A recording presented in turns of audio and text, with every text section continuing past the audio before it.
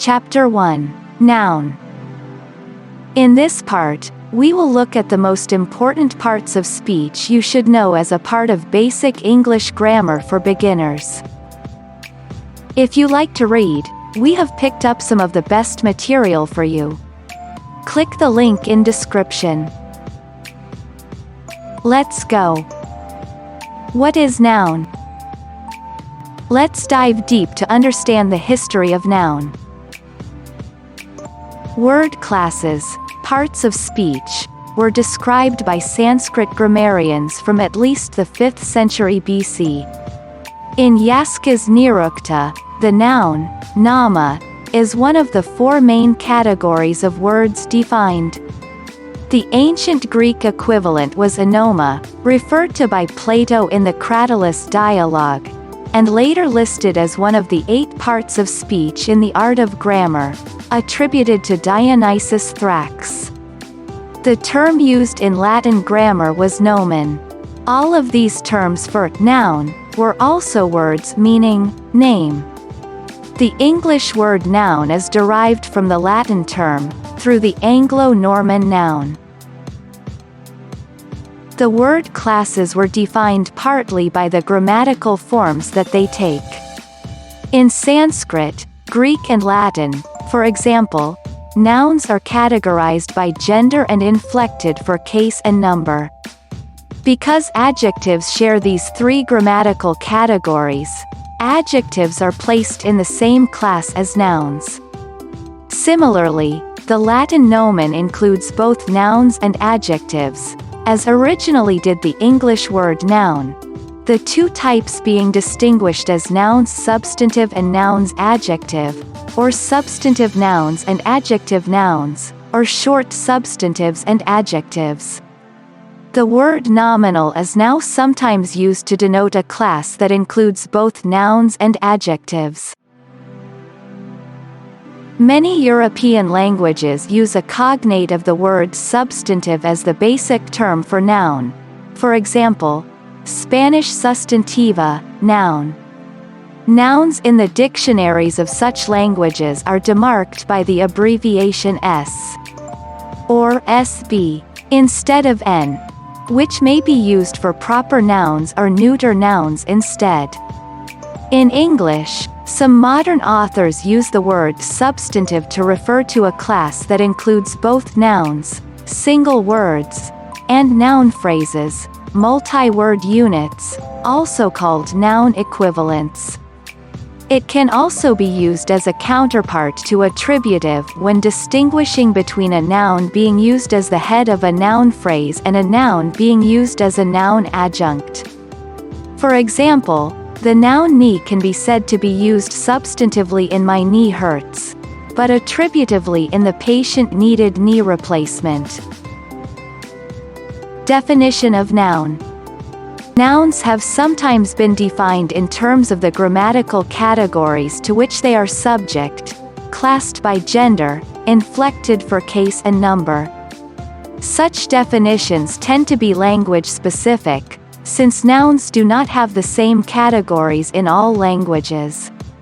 Nouns make up the largest class of words in most languages, including English.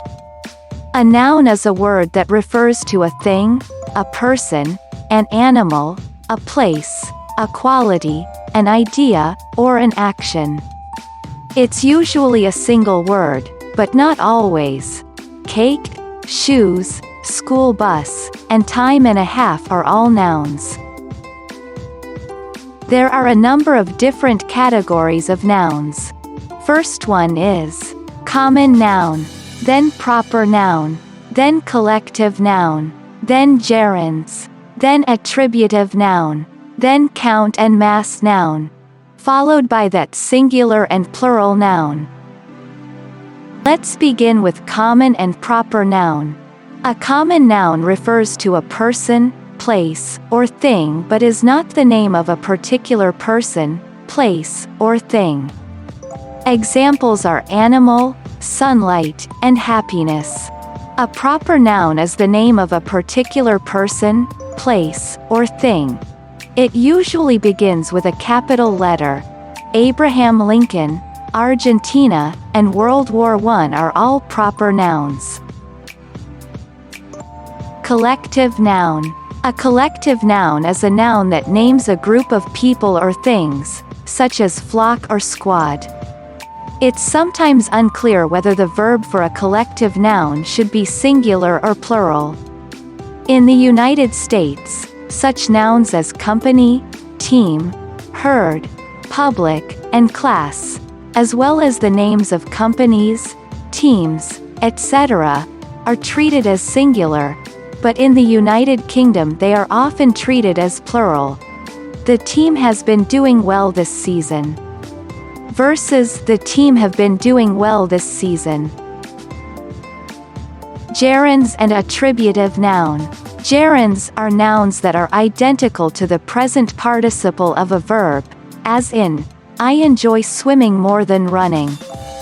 We will learn more on present participle and verb in upcoming videos. An attributive noun is a noun that modifies another noun that immediately follows it, such as business in business meeting. These nouns look like adjectives but they're not. We will also learn about adjectives in our upcoming videos. Count noun and mass noun. For learners of English, the most important feature of a noun is whether it can be counted. A count noun is a noun that can be used after a or an, or after a number, or another word that means more than one.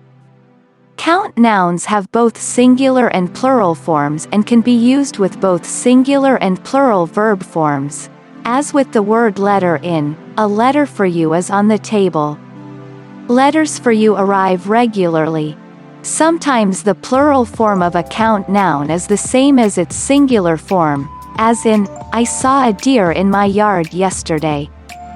There are a lot of deer in the woods near my house. A mass noun, or non-count noun, refers to something that cannot be counted. Mass nouns are normally not used after the words a or an, or after a number.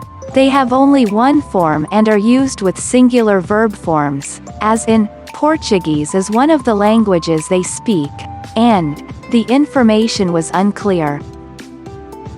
Singular and plural noun. Some nouns are not count, or mass nouns. Nouns which only ever refer to one thing are called singular nouns.